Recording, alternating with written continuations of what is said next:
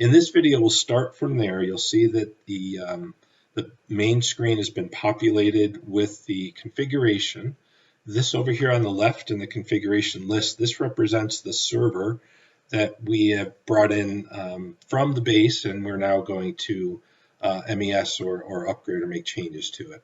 So if I hover over the server in the configuration list, you'll see that there's a dot in a box that appears over here on the right. This is where I can click to find out the actions that I could take for this particular product. Because this product comes through from base edit, so it's a validated base system, we now have an opportunity to perform an MES or an upgrade to it. So I'm going to click on that option, and what we'll see is that eConfig Cloud will present to us the wizard for the server itself. But now the wizard itself has been a bit modified. You'll see that as I scroll down to the processor area, for example, you'll see that there is a new column that's been added to the wizard. This is a base column. This represents the quantity that's installed on the base machine.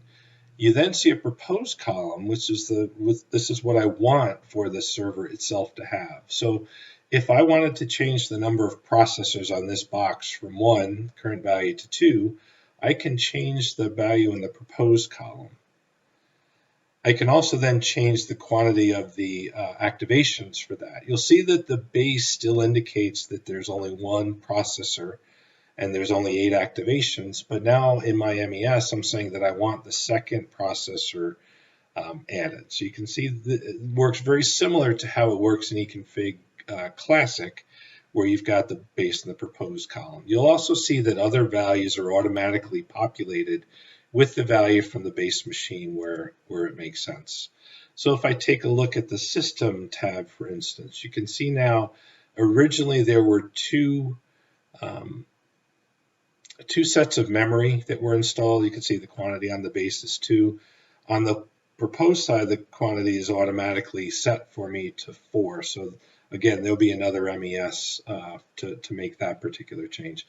Once I'm done making whatever modifications are needed to this server, I would click on the Finish button. And now this will then run all of these selections, all of my requirements through the engine to make sure everything is valid. It will then assign all of the appropriate products and features. All of my messages are then generated. You can see I've got a couple of messages that I must read in order for the configuration to be valid. And then I can perform the final validation of that. And so now I've got a valid configuration. If we take